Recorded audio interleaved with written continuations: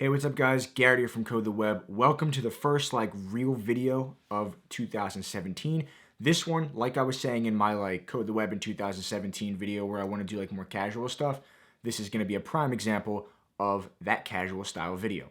I don't have a script for this video. Well, I don't actually make scripts for any of my videos, but I don't have an outline for this video. We're going to be doing a first look, or in my case, technically a second look, at this mobile app that you can get on your tablet. I think you can get it on iOS. I can't imagine you not being able to get it on iOS because it's available on Android. I have an Android tablet, so that's why I'm going to be using the Android tablet. But it's by Adobe. It's called Adobe Comp. And basically what you do is you can use your tablet to create the layouts of websites or apps, or I guess you could even do like a newspaper or a magazine or a ebook or whatever it is you want. You can just kind of make it's a wireframing app basically. And you can make a wireframe of whatever you're designing and then somehow or other send it over Adobe Cloud into your computer, which I'm going to show you guys how that all works. I don't actually know how all that works. When I say it's my second look at it, I mean really that I just kind of drew a picture and that was kind of it. But we're going to test that all out, see what's going on. I think it has some awesome potential here to be like the perfect app for doing your wireframing and stuff like that. The only thing is that you kind of have to have like a tablet in order to do it. So if you don't have a tablet, I guess you won't be able to use it. If you don't do your wireframing on a tablet, then maybe it's of no use to you. But if you do have a tablet and that's something you could be interested in, I definitely would recommend doing it because you can draw things, which is kind of easier than having to use the mouse and drag out shapes and stuff. All right, anyway, let's take a look, shall we? All right, guys, here's the app. I don't have any projects set up just yet, so that's why there's nothing here. But we can go over and hit this plus button in the bottom, and it brings up the format that it is giving you the options of using. So first things first, there's a number of preset options, things like Android phone, Android tablet, an Apple Watch. We got the iPhone, iPad Pro, both portrait and in landscape. There's also a tabloid. There's a letter there, and another letter. There's a business card, and there's websites. So basically, you can use this for kind of a number of different things. There's also a custom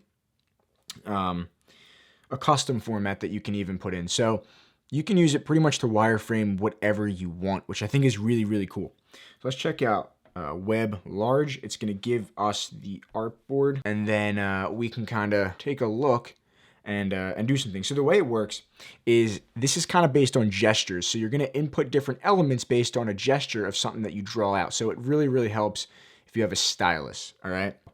All right, so if you go to settings, gesture help, there are a number of different gestures that you can actually draw, and then it will automatically input that element into your project based on what you draw. So for example, if we want to put in a picture, and these are also kind of if you're wireframing just like normal on a piece of paper, it's going to be the same icons or sketches that will signify, let's say, an image, for example, on your drawing would also signify an image on this. So it's going to be a circle, or not a circle, it's going to be a rectangle with the lines through it like an X. So we're going to do that.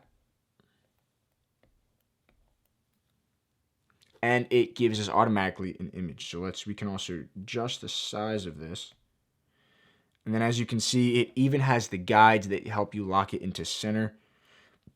We're going to give it more of a margin on the left. And then what we're going to do is we're going to draw, we're going to do some text. So what we're going to do for that is we're going to do, again, a rectangle with 3 lines through it. So like that, and like that. Okay, now we've got text. Let's do that like that. We'll lower this down. And it's going to give us the lines to line everything up, which I think is super cool. Let's actually give more of a border on here to kind of match this other side. I think that's a good.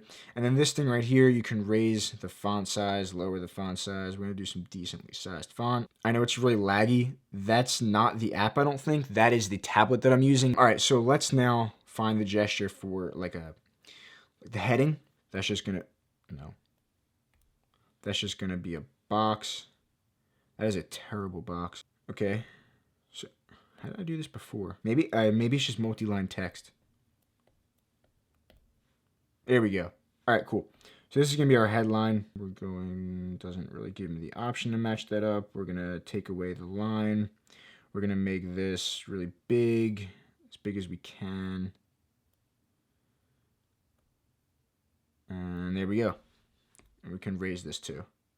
And then if you want to, you have different options that come up down here. You can't see that down here in this bottom part. You have different options that come up, such as we can actually add an image to that. We can take a picture. We can look at my files on Adobe. Let's look at that. You can also look in Adobe stock. That's not relevant. Let's just add this.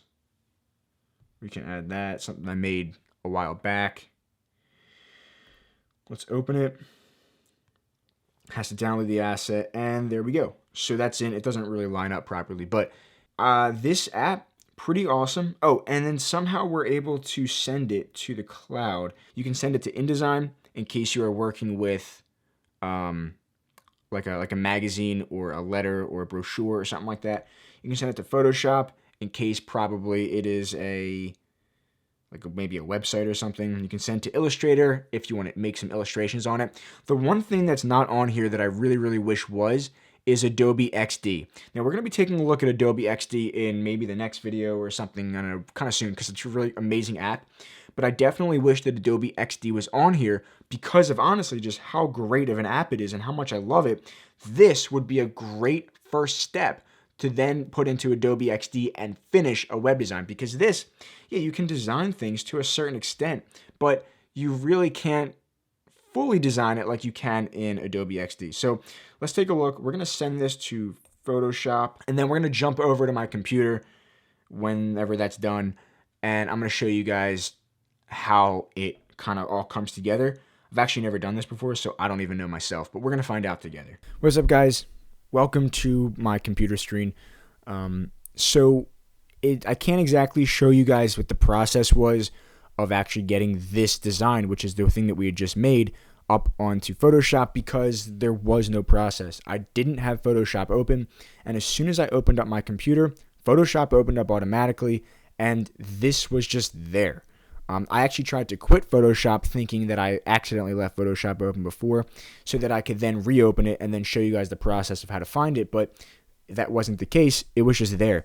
And then you have inside of your artboard in the layers tab over on the right, you have this layer, which is the image. It's just a masked rectangle with the image inside of it. And then you have layer 2, which is the body text, and layer 3, which is the title text. So you can click on it and then just kind of rewrite everything.